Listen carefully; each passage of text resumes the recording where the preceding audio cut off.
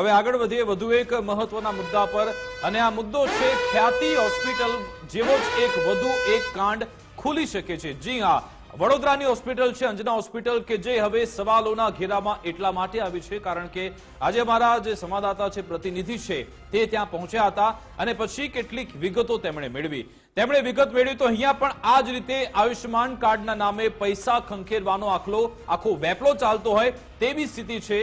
વડોદરા અંજના હોસ્પિટલમાં જોલ થતા હોવાનો આરોપ છે કારણ કે અગાઉ જે દર્દી દાખલ થયા હતા તેમના કેટલાક વિડીયો વાયરલ થયા। અમારા પ્રતિનિધિ પાસે આ વિડીયો પહોંચ્યા હતા જેમાં ખૂબ જ મોટા અને ગંભીર આક્ષેપ લગાવવામાં આવ્યા કે જે દર્દીને જરૂરિયાત નહોતી ઓક્સિજન માસ્કની તેમને પણ ઓક્સિજન માસ્ક એટલા માટે પહેરવામાં આવ્યા હતા કારણ કે આ હોસ્પિટલના સંચાલકોએ ફોટો પાડવાના હતા। ઓક્સિજન માસ્ક સાથે ફોટો પાડે અને પછી એ પીએમજે કાર્ડની જે વેબસાઇટ છે તેના પર અપલોડ કરે અને પછી તેમાંથી પૈસા મેળવતા હતા।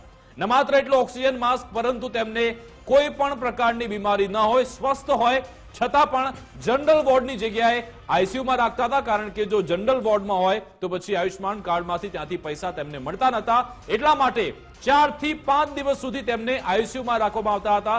જેવો સવારે ગુજરાત ફર્સ્ટે અહેવાલ દર્શાવ્યો તુરંત જ ગાંધીનગર સૌથી પહેલા તો હું આપને ગઈકાલ સાંજની સ્થિતિ કહી દઉં એકવાર દર્શકોને પણ જણાવી દઉં કે ખ્યાતિ હોસ્પિટલના 48 કલાકથી અહેવાલો ચાલી રહ્યા હતા। સતત ગુજરાતના તમામ શહેરોમાં જિલ્લામાં અમારી ટીમ છે પણ એલર્ટ હતી કે ક્યાંય બીજે આવી રીતે હોસ્પિટલમાં કેમ કે અમે કહ્યું ને કે ધંધાદારી હોસ્પિટલ છે એના ઉપર હવે આપણે પાટિયા પડાવવાના છે એના તો જ્યાં પણ અમારા સંવાદદાતાને પણ અમારી જે ઇનપુટ વિભાગ છે અમારો એમણે એલર્ટ કરી દીધા હતા કે આવી કોઈ પણ હોસ્પિટલની કોઈ પણ માહિતી તમારી પાસે આવે તો અમને એલર્ટ કરજો। વડોદરાના અમારા સંવાદદાતા અલ્પેશે એલર્ટ કર્યા ગઈકાલે રાત્રે એલર્ટ કર્યા એમણે કે આવી એક વિગત આવી છે એમની પાસે વિડીયો આવ્યો વાયરલ વિડીયો હતો જેમાં આ અંજના હોસ્પિટલમાં દાખલ થયેલા દર્દીની વાતચીત હતી અને એ વાતચીતના સંદર્ભે જે આરોપ થયા કે અંજના હોસ્પિટલમાં પણ શું આવો જ ખ્યાતિ હોસ્પિટલના પ્રકારનો જ કોઈ કાંડ ચાલી રહ્યો છે આયુષ્યમાન કાર્ડમાંથી પૈસા ખાવા માટે। એટલે એ વિડીયો મેળવ્યા પછી અલ્પેશ ત્યાં પહોંચ્યા। સૌથી પહેલા ગુજરાત ફર્સ્ટે આખો અહેવાલ દર્શાવ્યો સવારે અમે તમને થોડી વારમાં વિડીયો પણ સંભળાવીએ છીએ।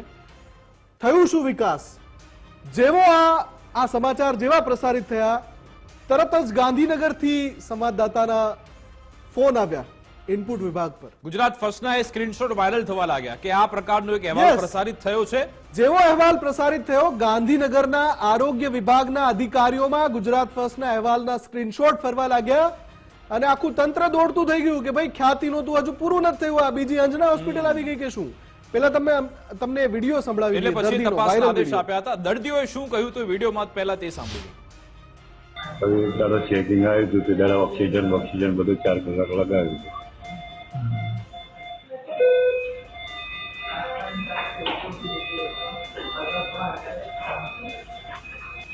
એ બધાના ઉપર મોકલી દીધા। હું કશું મગજમારી કરું નહીં ચૂપચાપ જોયો હતો ડોક્ટરને લાવ્યું સારા માણસ એટલે મને એમને આજે એ જ કીધું તમને સારા માણસ જોઈને નહીં નાખ્યા તમને ઉપર મોકલી દે।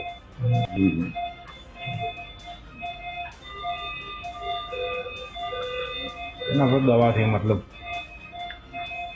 મેં એટલે પૂછ્યું મેં કરતા તો આ જે વાતચીત છે એમાં દર્દી કહી રહ્યા છે કે અમારા ઓક્સિજન માસ્ક અમને લગાડી દેવાય પછી ફોટા પાડવામાં આવે અને પછી કદાચ એ કોઈ વેબસાઇટ ઉપર ફોટો અપલોડ કરે છે। આ પ્રકારની વાતચીત આ જે વાયરલ વિડીયો છે એમાં થઈ રહી છે। જેવો અમે આ અહેવાલ દેખાડ્યો એ સાથે જ દર્દીના જે આરોપ છે પણ અમે સ્ક્રીન પર દેખાડી રહ્યા છે। ગાંધીનગરથી તપાસના આદેશ છૂટ્યા। જેવા તપાસના આદેશ છૂટ્યા એટલે જે હોસ્પિટલના સંચાલક છે એ પણ સામે આવ્યા। એણે કહ્યું કે અમારે ત્યાં કશું જ ખોટું નથી ચાલતું। આમ તો આ વાતચીત ચિરાગ રાજપૂત જે રીતે મીડિયા સમક્ષ આવીને કહી રહ્યા હતા કે અમારે ત્યાં કશું જ ખોટું નથી ચાલતું એ પ્રકારનો જેમનો જવાબ હતો એક થોડા અંશ સાંભળી લઈએ એમણે શું કહ્યું।